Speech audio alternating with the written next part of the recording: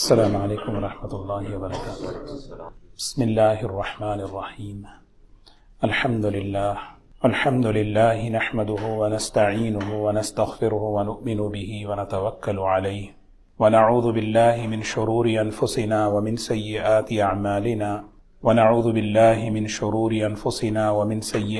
اعمالنا من يهده الله فلا مضل له ومن يضلله فلا هادي له ونشهد أن لا إله إلا الله وحده لا شريك له ونشهد أن سيدنا وحبيبنا ونبينا مولانا محمدا عبده ورسوله صلى الله تبارك وتعالى عليه وسلم أما بعد فأعوذ بالله من الشيطان الرجيم بسم الله الرحمن الرحيم إنما المؤمنون إخوة فأصلحوا بين أخويكم واتقوا الله لعلكم ترحمون صدق الله العظيم۔ قابل احترام بزرگ و دوستو، اللہ تبارک و تعالیٰ نے اس دنیا کی زندگی میں ہم سب کو ایک بہت بڑی ذمہ داری کے لیے بھیجا ہے۔ ذمہ داریوں کے پورا کرنے کی یہ جگہ ہے، بدلہ پانے کی جگہ آخرت ہے۔ ہر انسان کی، ہر ایمان والے کی ذمہ داری ہے، اسی کا نام مقصد زندگی ہے۔ اور اللہ تبارک و تعالیٰ نے قرآن پاک میں زندگی کے مقصد کو بار بار بیان فرمایا، کیونکہ یہ دنیا کا ماحول ہمیں مقصد سے ہٹاتا ہے، مقصد سے غافل کرتا ہے، اور مقصد کے طے کرنے میں، مقصد کے سلیکٹ کرنے میں دھوکہ دے دیتا ہے۔ تو اس لیے بار بار قرآن پاک میں یہ بیان کیا کہ ہماری دنیا کی زندگی کا مقصد کیا ہے اور کیسے اس مقصد پر اپنی زندگیوں کو لانا ہے۔ دیکھیں، ہر ایمان والے پر تین ذمہ داریاں ہیں۔ ہر ایمان والے پر یہ تین ذمہ داریاں ہیں۔ سب سے پہلی ذمہ داری اپنی ذاتی زندگی کو بنانا ہے۔ میری ذاتی زندگی بنے، آپ اس کو کہیں اصلاح ہو یا بنتی ہے ایمان سے، اعمال سے، صفات اور اخلاق سے۔ اپنی ذاتی زندگی کو بنائیں۔ اور دوسری جو ذمہ داری ہے، اپنے گھر کو بنائیں۔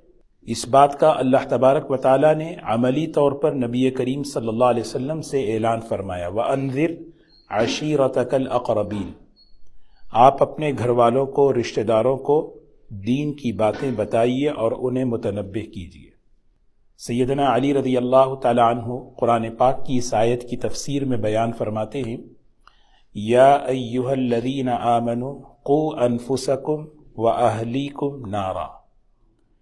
قرآن پاک کی سورہ تحریم کی آیت ہے، اے ایمان والو، اپنے آپ کو جہنم کی آگ سے بچاؤ اور اپنے گھر والوں کو جہنم کی آگ سے بچاؤ۔ انسان کی ذات پر جو سب سے پہلا حق ہے وہ اپنے آپ کو جہنم سے بچانا ہے، گھر والوں کو بچانا ہے۔ اس آیت کی تفسیر میں سیدنا علی رضی اللہ تعالی عنہ فرماتے ہیں کہ انہیں دین سکھاؤ، کیونکہ دین کے راستے سے آدمی جہنم سے بچ سکتا ہے، آخرت کی مصیبتوں سے بھی اور دنیا کی مصیبتوں سے بھی۔ دین نہیں ہوتا تو بے دینی کی وجہ سے دنیا میں بھی مصیبتیں اور آخرت میں بھی مصیبتیں۔ تو یہ دو چیزیں ہیں۔ تو سب سے پہلے اپنی ذاتی زندگی کو بنانا، اور دوسری چیز اپنے گھر کو بنانا، اور تیسری جو چیز ہے، جس ماحول میں میں رہتا ہوں اس ماحول کو بنانا۔ یہ ہر ایمان والے کی یہ ذمہ داری ہے۔ بنیادی بات یہ ہے کہ آدمی کو فکر ہو۔ فکر کسی چیز کی جب انسان اوڑھ لیتا ہے، سوار کر لیتا ہے، اللہ تعالیٰ اس کے لیے دروازے کھول دیتے ہیں۔ آدمی کو اس بات کی فکر ہو، مجھے اپنے آپ کو بنانا، اپنے گھر والوں کو بنانا اور اپنے ماحول کو بنانا۔ فکر نہیں ہو تو پھر آدمی پر وہ چیز نہیں کھلتی۔ جیسے اذان، نماز کو کیسے بلایا جائے، صحابہ کو فکر سوار ہوئی، اس فکر پر اللہ نے صحابہ کے ذہنوں پر یہ بات کھولی کہ یہ اذان ہے۔ اذان کے ذریعے آپ نماز کو بلائیں۔ صحابہ یہی فکر لے کر گھر گئے کہ ہم نماز کو، لوگوں کو کیسے بلائیں۔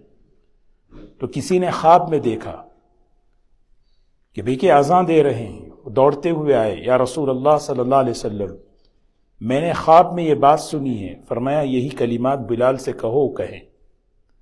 تو فکر جب انسان، اسی لیے فکر جو ہے یہ بہت بڑی چیز ہے، بے فکری یہ بہت بڑی تباہی لاتی ہے۔ آدمی بے فکر رہے، کیئرلیس رہے اپنی کیونکہ دنیا انسان کی گزرتی جا رہی ہے، آخرت کی طرف ہم بڑھتے جا رہے ہیں۔ ارتحلت الدنیا مدبرہ وارتحلت الآخرۃ مقبلہ، دنیا پیٹ پھیرتی جا رہی ہے، آخرت ہمارے سامنے آگے بڑھ رہی ہے، ہر آدمی کی آخرت آگے آ رہی ہے۔ تو اس کے لیے آدمی کی تیاری یہ ہے کہ مجھے اپنے آپ کو بنانا ہے، مجھے اپنے گھر کے ماحول کو بنانا ہے، یہ ذمہ داری ہے، کوئی آپشن نہیں ہے۔ اب ایک ذہن میں ایک بات آتی ہے کہ ٹھیک ہے، یہ بات سمجھ میں آتی ہے، مجھے اپنے کو بنانا، گھر کو بنانا، ماحول کا میں ذمہ دار کیوں ہوں؟ شیطان یہ ذہن میں بات ڈالتا ہے، ماحول کا میں کیوں ذمہ دار ہوں؟ حضور اکرم صلی اللہ علیہ وسلم نے مختلف احادیث میں اس بات کو سمجھایا کہ دیکھو، ماحول کی گندگی تمہارے گھروں تک اور تمہاری زندگیوں تک پہنچتی ہے۔ ماحول کی گندگی حدیث میں مثال دے کر بیان فرمایا کہ جددو ایمانکم، اپنے ایمان کو، اپنے دین کو تجدید کرتے رہو، ریفریش کرتے رہو اس کو، نئے، کیونکہ پرانا ہو جاتا ہے۔ پرانا کیسے؟ کپڑا پرانا ہو گیا، برتن پرانا ہو گیا، چیزیں پرانی ہو گئی، تو آدمی کا دین پرانا کیسے ہوتا ہے؟ ایمان کیسے پرانا ہوتا ہے؟ پرانا ہونے کی وجہ سے وہ قوت نہیں رہتی، نام مسلمان ہے لیکن وہ قوت نہیں رہتی کہ اس کو ایمان کے تقاضوں پر چلائے۔ تو یہ مثالیں کئی ہیں حدیث پاک میں، حضور اکرم صلی اللہ علیہ وسلم نے ہمیں متنبہ کیا، خبردار کیا، دیکھو ماحول سے ہٹ کر زندگی نہیں گزار سکتے۔ تو شیطان یہاں پر یہ کہتا ہے اتنا ماحول خراب ہے، میں کیا کروں؟ قرآن پاک میں اللہ تعالیٰ نے اس کا جواب دیا، وَأَنَّ سَعْيَهُ سَوْفَ يُرَى، جو کوشش تم کرو گے قیامت میں اس کو دکھایا جائے گا، اس کا بدلہ دیا جائے گا۔ وَأَنَّ سَعْيَهُ سَوْفَ يُرَى، رزلٹ نہیں، نتیجہ نہیں۔ شیطان ہمیں نتیجے پر لاتا ہے، میں کیسے کر سکتا ہوں یہ چیز، اتنا شر غالب ہے، اتنا ماحول خراب ہے، میرے بس کا نہیں ہے، ہم نہیں کر سکتے۔ اللہ تعالیٰ کہہ رہے محنت تمہاری ذمہ داری ہے، کیونکہ محنت کا سوال ہوگا، کوشش کا سوال ہوگا اور اس پر اجر ہوگا۔ وَأَنَّ سَعْيَهُ سَوْفَ يُرَى ثُمَّ يُجْزَاهُ الْجَزَاءَ الْأَوْفَى، وہاں بدلہ تمہاری کوششوں کا، محنتوں کا دیا جائے گا۔ ماحول بنانے کی میں نے کوشش کتنی کی، میں نے کتنا محنت کیا، اس کو پوچھا جائے گا۔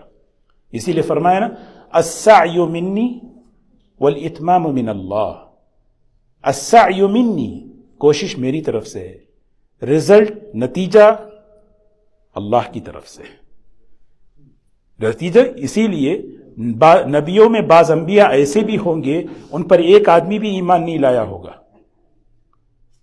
لیکن وہ 100% کامیاب ہیں۔ وجہ اس کی ہے کہ وہ نبی اپنی قوم پر محنت کر کے چلے گئے۔ تو ہم جو ہے ذمہ دار ہیں، محنت کے مکلف ہیں۔ تو اللہ تبارک و تعالی، حضور اکرم صلی اللہ علیہ وسلم نے ماحول کو بنانے کے لیے یہ ہمیں سمجھایا۔ دیکھیں ایک آدمی جو ہے، مثال ہے، صحت مند رہنا چاہتا ہے، اس کے لیے کھانا پینا بہت ہی ہائیجینک، بہترین قسم کے کھانے، بہترین قسم کی پانی، بہترین قسم کی گھر کے اندر آب و ہوا، کھانے پینے میں اعلیٰ قسم، بہت ہی ہیلتھ کا، صحت کا خیال رکھتا ہے۔ لیکن ایک سوال کا جواب ہم دیں، اسی گھر کے دائیں بائیں گاربیج پڑا ہو، کیچڑ ہو، وہاں پہ جراثیم ہو، وہاں پہ جو ہے گندگی ہو، کیا وہاں کے جراثیم اور جرمز، وہاں کی وائرس کیا اس کے گھر میں نہیں آ سکتی؟ آدمی کہے گا بھی میرے گھر کے اندر تو کھانا پینا کپڑے سب بالکل صحت مند ہیں، میں ہائیجین کا خیال رکھتا ہوں۔ بھئی یہ چھوڑو، بازو گاربیج جو بھی ہو، نہیں فکر کرتا ہے بھئی یہ کیسے ہٹے۔ بالکل اسی طرح ماحول کفر کا، شرک کا، خواہشات کا، شہوتوں کا، بے حیائی کا، گناہوں کا ہے، تو اس میں ہمیں تیسری ذمہ داری ہے۔ تو مجھے عرض یہ کرنا ہے کہ ہماری سب سے پہلی ذمہ داری میری اپنی ذاتی زندگی بنے، میرا اپنا گھر بنے، میرا اپنا ماحول بنے. یہ 3 ذمہ داریاں اللہ تبارک و تعالی ہر مسلمان کو دے کر بھیجے. بنیاد یہ ہے فکر سوار ہو، اللہ راستے کھولتے. طریقہ کیا ہے؟ میں مختصر عرض کروں. کرنے کا کام پریکٹیکل طور پر کیسے میری ذاتی زندگی کی اصلاح ہو، میرے گھر کا ماحول کیسے بنے، باہر کا ماحول کیسے بنے، اس کا طریقہ کار. کرنے کا طریقہ کیا ہے؟ کرنے کا طریقہ ایک ہی ہے، نبی کریم صلی اللہ علیہ وسلم کا اسوہ حسنہ ہے. آپ نے کیسے کیا؟ فرد کی اصلاح کیسے کی، گھر کی اصلاح کیسے کی، ماحول کی اصلاح کیسے کی ہے نا. اس کے لیے ہمیں ایک ہی ہمارا مرکز، ہماری جو ہے نا لوٹنے کی جگہ ایک اللہ کے رسول صلی اللہ علیہ وسلم کی سنت. آپ نے اس طریقے کو کیسے کیا؟ ذرا سوچیں اس بات کو. دل سے اللہ کا شکر ادا ہوگا. ہم سوچتے نہیں اس بات کو. دین کی طرف ہمیں آنے کے لیے، اللہ سے تعلق جوڑنے کے لیے آج الحمدللہ اتنے وسائل اور اسباب ہمارے پاس ہیں. دنیا میں کسی قوم کے پاس ان کے مذہب میں جڑنے کے لیے نہیں ہے. ذرا سوچیں بیٹھ کے. دل سے اللہ کا شکر ادا ہوگا، یا اللہ تیرے دین کی طرف آنے کے لیے، تیرے سے تعلق قائم کرنے کے لیے اتنے راستے تو نے ہمارے لیے بنائے. ایک نہیں، 2 نہیں، 3 نہیں، اتنے راستے ہیں. اس کا شکر آدمی جب سوچتا ہے تو راستے نظر آتے ہیں. آج خود سوچیں دنیا میں کتنے مذاہب ہیں، ان مذاہب کے ماننے والوں کو اپنے مذہب پر آنے کے لیے کتنے راستے ہیں، کتنے سورسز ہیں. حضور اکرم صلی اللہ علیہ وسلم نے بنیاد بنائی. میں آپ کو 2 چیزیں عرض کرتا ہوں. ایک ہے اللہ کا کلام، تعلیم اور تعلم. تعلیم اور تعلم کہتے ہیں سیکھنا اور سکھانا. علم سیکھنا اور علم سکھانا، یہ بنیاد ہے. کرنے کا کام میں آپ کو بتاؤں، سب سے پہلے ہمارے گھر کی، ہمارے ماحول کی اصلاح کی زندگیاں بدلنے کے لیے سب سے بڑی نعمت ہمارے پاس اللہ کا کلام قرآن پاک ہے. میں طریقہ کار بتا رہا ہوں، اس کو ہمیں سوچنا ہے اور اس پر اپنی زندگی کو لانا ہے. کیونکہ ہدایت کی تاثیر، زندگیوں کے بدلنے کی جو تاثیر اللہ کے کلام میں جتنی ہے اتنی کسی اور چیز میں نہیں ہے. یہ ایک مسلمان کو یقین ہونا چاہیے. جب یقین ہوگا، روزانہ کی زندگی میں وہ قرآن پاک سے اپنا تعلق قائم کرے گا. میں قرآن پاک مجھے پڑھنا ہے، قرآن پاک مجھے سمجھنا ہے اور اس پر عمل کرنا ہے. قرآن پاک پڑھنا ہے، سمجھنا ہے اور اس پر عمل، کیونکہ یہ ہدایت کی جتنی تاثیر اس کلام پاک میں ہے اتنا کسی اور چیز میں نہیں. شیخ الہند حضرت محمود حسن رحمت اللہ علیہ، جب ان کو ایک جیل میں بند کر دیا گیا، جب وہاں سے وہ باہر نکلے ایک عرصے کے بعد، بہت بڑے مفکر، عالم، انہوں نے ان کے سارے اپنے شاگردوں کے سامنے، لوگوں کے سامنے جب وہ آئے، انہوں نے ایک بیان کیا. اس میں انہوں نے ایک جملہ کہا، میں نے جیل کے اندر رہتے ہوئے وہاں کی تاریکیوں میں غور کیا، 2 سبق میں لے کر آیا ہوں. سارے بڑے بڑے ان کے شاگرد، حضرت شیخ الاسلام حسین احمد مدنی، شیخ الاسلام علامہ شبیر عثمانی، بڑے بڑے علماء، سب نے لگے اتنا بڑا آدمی کیا سبق لے کر آیا ہے. انہوں نے کہا کہ سب سے پہلا سبق میں جو سیکھ کر وہاں سے آیا ہوں، آج مسلمان کا تعلق قرآن پاک سے کمزور ہو چکا ہے. لفظ کے اعتبار سے بھی، معنی کے اعتبار سے بھی، عمل کے اعتبار سے بھی. اور میں نے طے کیا کہ میری باقی زندگی میں قرآن پاک کی خدمت میں لگاؤں گا. اور دوسری چیز میں نے غور کیا کہ مسلمانوں کی تنزلی اور ان کے گرنے کا وہ کیا سبب ہے. مسلمانوں میں اختلاف، افتراق، آپس میں مخالفتیں. اور میں اب کوشش کروں گا کہ کس طرح مسلمان اجتماعیت کے ساتھ رہیں، مل کر رہیں، جڑ کر رہیں، اس کی کوشش. تو دوستو، سب سے پہلی چیز ہمارا اللہ کے کلام سے تعلق ہو. دوسری جو چیز ہے ہمیں جو کرنے کا طریقہ کار، 3 چیزیں اصل ہیں اس کا طریقہ کار. دوسری جو چیز ہے نبی کریم صلی اللہ علیہ وسلم کی سیرت سے ہمارا تعلق ہو. سیرت کوئی ہسٹری نہیں ہے، تاریخ نہیں ہے، وہ ایک نمونہ ہے، آئیڈیل ہے. سیرت عبادت ہے، اس کو پڑھنا، اس سے تعلق قائم کرنا اور اس کو سامنے رکھ کر اپنی زندگی کو بدلنا، سیرت۔ تیسری جو چیز ہے، سبحان اللہ، غور کریں، اللہ تبارک و تعالیٰ نے ہمیں اس امت کو جمعہ کا ایک نظام عطا فرمایا۔ ہفتے میں ایک مرتبہ جمعہ بنے، جمعہ بنے۔ کیا مطلب ہے؟ آج افسوس یہ ہے کہ جمعہ کی اہمیت ہمارے دلوں سے گھٹتی جا رہی ہے۔ جمعہ کا جو مقصد ہے قرآن پاک یہ بیان کرتا ہے، اذا نودی للصلاة من یوم الجمعة فاسعوا الى ذکر اللہ، الى ذکر اللہ، جب اذان کا وقت ہو جائے، جب پکارا جائے نماز کے لیے، جمعہ کے لیے، چھوڑو تجارت کو، اپنے کاموں کو، اور دوڑ کر آؤ اللہ کے ذکر کی طرف۔ وہ اللہ کا ذکر کیا ہے؟ وہ اللہ کا ذکر خطبہ ہے، اور جمعہ کا مقصد وعظ ہے، نصیحت ہے۔ اسی لیے خطیب کھڑے ہو کر نصیحت کرتے۔ یہ الگ بات ہے کہ ہم نے جمعہ کا خطبہ عربی میں کیا، لیکن اصل جو چیز ہے کہ جمعہ کا مقصد یہ ایک نصیحت ہے۔ آپ ذرا غور کریں، سال کے اندر کتنے جمعہ اللہ ہمیں دیتے ہیں؟ کم سے کم 50 جمعہ تو ہوتے ہیں، 50 جمعہ، 52 جمعہ، جتنے بھی جمعہ ہیں ہمارے پاس، یہ جمعہ ہیں۔ جہاں ہم رہیں، جس ماحول، جس مسجد کے قریب رہیں، اس مسجد میں اگر ہم نماز سے 20 منٹ 25 منٹ پہلے اگر آ جائیں، وہاں آ کر اگر ہم جمعہ میں بیٹھیں، میں ایک بات بتاؤں، جمعہ حضور اکرم صلی اللہ علیہ وسلم نے جو اصلاح فرمائی امت کی، فرد کی، گھر کی، ماحول کی، اس کی بنیاد، اس کی ایک بنیاد جمعہ کا خطبہ ہے۔ اس کی ایک بنیاد جمعہ کا خطبہ ہے۔ حضور اکرم صلی اللہ علیہ وسلم کے خطبات دیکھیں جمعہ کے، پورے ہفتے کا ایک ڈوز ملتا تھا۔ ہمیں ہفتے میں کرنا کیا ہے؟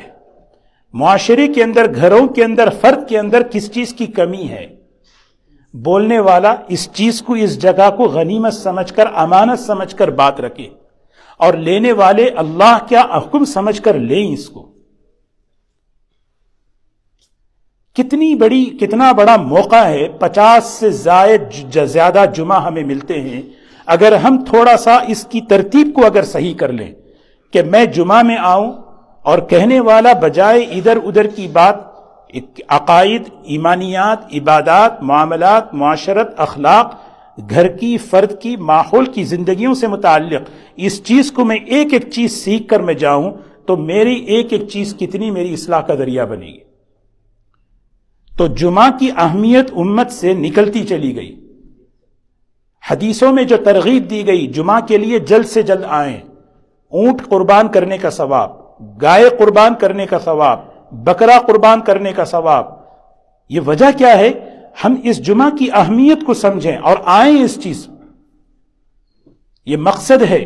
اور یہاں پر جو ہے نا اصلاح کی بات، میں ایک حدیث عرض کروں، نبی کریم صلی اللہ علیہ وسلم جمعہ کا خطبہ دے رہے ہیں، ایک شخص جو ہے مجمع میں آگے آنا چاہ رہے تھے، اور وہ جو ہے مجمع کو، لوگوں کو پھلان کر آ رہے تھے، ان کے کندھوں کو۔ حضور اکرم صلی اللہ علیہ وسلم خطبے کے درمیان آپ نے فرمایا بیٹھ جاؤ، وہ صحابی وہیں بیٹھ گئے۔ جمعہ کا خطبہ اصلاح کا ذریعہ ہے، فرد کی، گھر کی، ماحول کی۔ اسی لیے عمر بن عبدالعزیز رحمت اللہ علیہ نے دیکھا اتنا بڑا مجمع آ رہا ہے، ایک پیغام تو لے کر جائے، ایک پیغام لے کر جائے۔ انہوں نے خطبے میں اس آیت کو شامل کر دیا جو قرآن پاک کی سب سے جامع آیت ہے، سب سے جامع آیت قرآن پاک کی، ان اللہ یأمر بالعدل والاحسان وایتاء ذی القربى وینہی عن الفحشاء والمنکر والبغی۔ 3 باتوں کا حکم، 3 باتوں سے منع کیا۔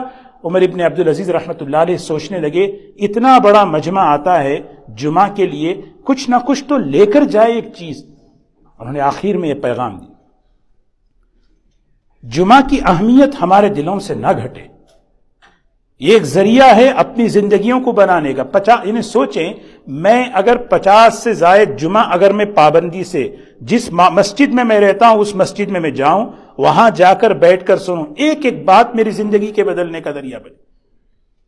ادھر جس طرح جمعہ کی اہمیت گھٹ رہی ہے، اللہ معاف فرمائے، قرآن پاک کی اہمیت بھی ادھر گھٹتی جا رہی ہے اور اس کی جگہ کوئی اور دوسری چیزیں شامل ہو رہی ہیں. آج میں دیکھوں میری زندگی کے اندر کیا قرآن پاک کی اہمیت ہے، کہیں اس کی جگہ دوسری، یعنی ایک تو ہے اہمیت دوسری چیزوں کی، ایک اہمیت جو ہے نا بعض مرتبہ آدمی بیانات سننے میں، دوسری کتابوں کے پڑھنے میں اتنی اہمیت دیتا ہے کہ قرآن پاک کی وہ اہمیت نہیں ہے. قرآن پاک کی اہمیت، اب اس کی اہمیت کتنی بڑی ہے. ہم بیان کیوں سنتے ہیں؟ قرآن پڑھنے کے لیے. قرآن کے فضائل ہم کیوں سن رہے ہیں؟ قرآن پڑھنے کے لیے. ذکر کے فضائل ہم کیوں سنتے ہیں؟ ذکر کرنے کے لیے. دین کی بات کیوں سنتے ہیں؟ عمل کرنے کے لیے. کہ مجھے جیسے وضو کیوں کرتے ہیں؟ وضو نماز کے لیے کرتے ہیں. ایک آدمی اچھے طریقے سے وضو کرے گھر چلا جائے، یہ مثال ایسی ہے، ایک آدمی قرآن کے فضائل پڑھ رہا ہے، قرآن کے فضائل سن رہا ہے، قرآن پاک کے واقعات دیکھ رہا ہے، اور تلاوت زندگی میں نہیں ہے، سمجھنا زندگی میں نہیں ہے. قرآن پاک، جیسے میں نے عرض کیا، سب سے پہلی چیز ہمارا قرآن پاک سے تعلق ہو، تلاوت کے ذریعے، درس کے ذریعے اور سیرت سے تعلق ہو، جمعہ کا اہتمام ہو، ہفتواری جو پروگرام ہوتے ہیں ان پروگراموں میں ہم جائیں. مسجدوں میں مختلف جگہوں پر ہفتواری پروگرام ہوتے ہیں، وہاں جو ہے ہم بیٹھ کر ہم سنیں دین کی بات. عورتوں کے لیے جو پروگرام ہیں خاص طور پر ان کی اصلاح کے لیے، ان کی زندگیوں میں دین آنے کے لیے، وہ عورتیں وہ اس جگہ پر وہاں پہ شریک ہوں. اور ایک بات یہ ہے کہ خاص طور پر نوجوانوں کا جو طبقہ ہے، نوجوان، ان نوجوانوں کے لیے خصوصی پروگرام، ان کو خصوصی اہمیت دیں اور دے کر ان کے لیے پروگرام بنائیں تاکہ ان کی صلاحیتیں، ان کی استعدادیں صحیح جگہ پر لگیں. جیسے میں نے کل یہ بات عرض کی، ماحول جو بگڑتا ہے، ماحول بگڑنے کی سب سے بڑی بنیاد نوجوانوں کی اور انسانوں کی صلاحیتوں کا غلط جگہ لگنا ہے. جب نوجوانوں کی اور انسانوں کی صلاحیت اور استعداد صحیح جگہ لگتی ہے، ماحول خود بخود بنتا ہے. تلاوت کا ماحول، اخلاق کا ماحول، حیا کا ماحول، محبت کا کیسے بنے گا؟ جب یہ ہماری صلاحیت اور استعداد صحیح جگہ لگے، یہ ماحول بنتا چلا جائے گا. پہلے زمانے میں ماحول کیوں تھا اچھا؟ کیوں تھا؟ اس لیے کہ ان کی صلاحیتیں صحیح جگہ پر لگ رہی تھی. آج کے زمانے میں ماحول شر کیوں ہے، ماحول میں فساد کیوں ہے؟ اس لیے کہ صلاحیتیں غلط جگہ لگ رہی.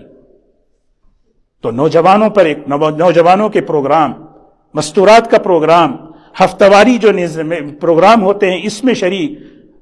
اور خاص طور پر آخری بات، گھروں کے اندر ہم روزانہ اہتمام سے ہم ایک کتاب، اصلاحی کتاب، جس میں گھر کے ماحول کو، زندگیوں کے مزاج کو بدلنا، اپنے مزاج کو بدلنا، اپنے ماحول کو بدلنا، اس کے لیے ہمارے اکابر نے کتابیں لکھی.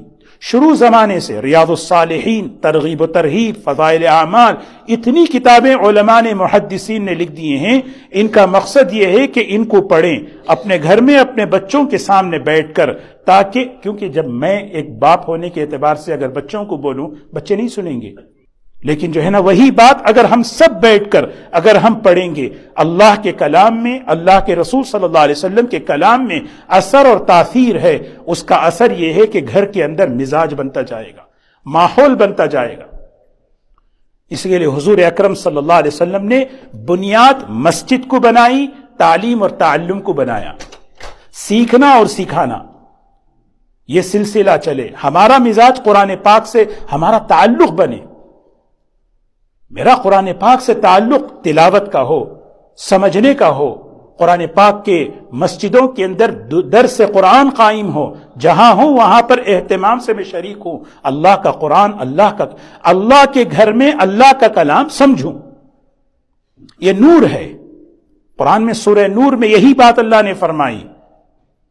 पूरी जो आयत है देखें अगर उठाकर, उसमें अल्लाहु नूरु स्समावाति वल अर्द मसलु नूरिही कमिश्कातिन फीहा मिस्बाह अल मिस्बाहु फी ज़ुजाजा अज़्ज़ुजाजतु कअन्नहा कौकबुन दुर्रिय्युन यूक़द मिन शजरतिन मुबारकतिन ज़ैतूनतिन ला शर्क़िय्या वला ग़रबिय्या। एक मिसाल दी तुम्हारे पास, जो कुरान अल्लाह का कलाम है वो कैसा नूरानी है। ये कहाँ होगा?